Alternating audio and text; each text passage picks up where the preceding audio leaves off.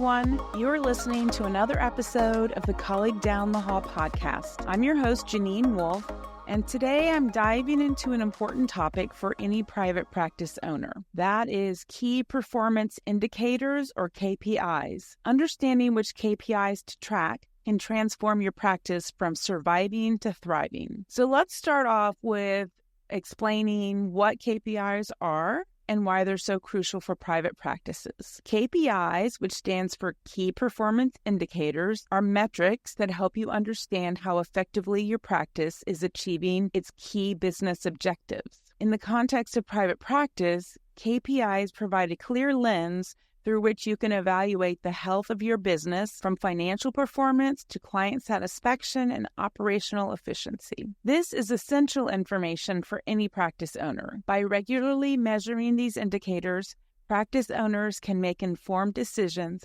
to help in understanding and therefore grow. For example, if you notice a drop in client retention areas, then you want to investigate why and implement strategies to improve. So KPIs are not just numbers, they're insights into what's working in your practice and what's not. So now let's look at some important KPIs for you to track with your private practice. Number 1, client retention rate. This tells you the percentage of clients who return after their initial visit. High retention rates often correlate with client satisfaction and effective treatment. The client retention rate is a direct reflection of client satisfaction and service quality. A declining rate could indicate a lot of things, such as inadequate treatment or poor rapport building with clients. So by monitoring this, practices can proactively address problems before they escalate, ensuring the practice not only retains its client base, but also builds a stronger reputation. Number 2, average revenue per client. This metric highlights the average amount a client spends per visit. It helps you gauge the financial health and pricing strategy for your practice. It can also tell you which insurance panels, if you accept insurance,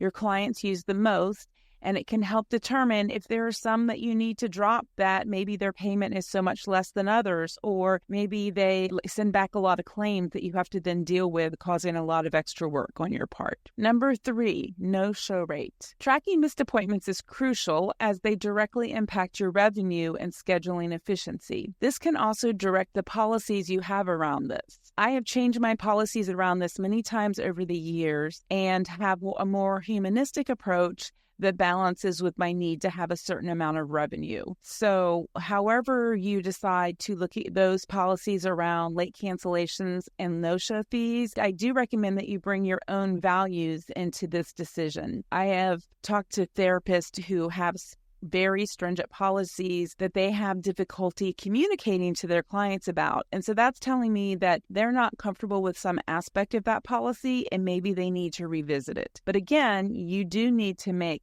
steady income, and so you have to balance your needs as well as those of the client. Number 4, referral sources and networking. To enhance your practice's visibility and referral inflows, identify and nurture key referral sources such as other therapists, healthcare providers, schools, colleges, community organizations, etc. To begin moving the needle in this area, try to attend or participate in at least one networking event or meeting per month, and reach out to potential referral sources on a regularly scheduled basis to introduce your practice and discuss potential collaboration. Networking is powerful for growing your practice, so choose methods that you will actually implement. And also remember that when you have an unexpected cancellation, that's a good time to put some effort into your networking effort. That way you aren't struggling to have clients when you feel like your caseload is getting full, because you always will get those unexpected discharges. So continuous networking, even when your practice is going really well, is important. Client satisfaction is number 5. Through surveys and feedback forms, you can quantify how happy clients are with your service, which is pivotal for word-of-mouth referrals and loyalty. And if you're newer at this, you're going to find over time that you get lots of word-of-mouth referrals from former clients, from colleagues, from people who know what your specialty is and how good at your job you are. So understanding if your clients are happy is important. Number 6, operational efficiency. This can be measured by looking at the ratio of administrative costs to total revenue. This gives insight into how well your practice is managing its resources. It's not uncommon for business owners to be paying for services or subscriptions they no longer use and need to cancel. So this will help you stay on top of this. Or maybe you'll determine that you are paying for duplicative services that you can combine into one or the other. Again, the key is we want to make sure that all of those extra costs that go out that maybe get charged automatically to your business credit card every month, that you're keeping an eye on those things. So now let's shift to how to begin implementing KPI tracking. For many of us who are practitioners first and business owners second, which is most of us when we first start a private practice anyway, the idea of tracking these metrics might seem daunting.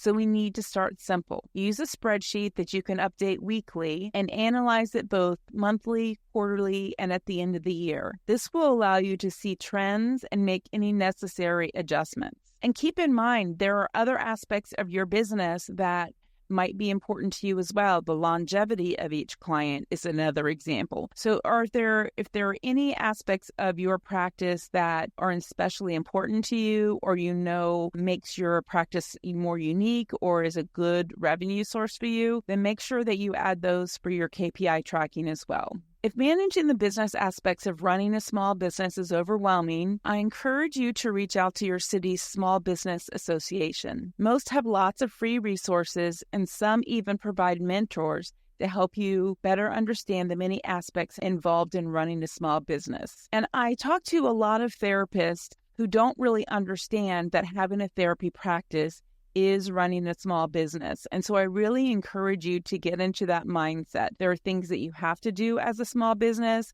There are things that you need to learn about to run an effective small business.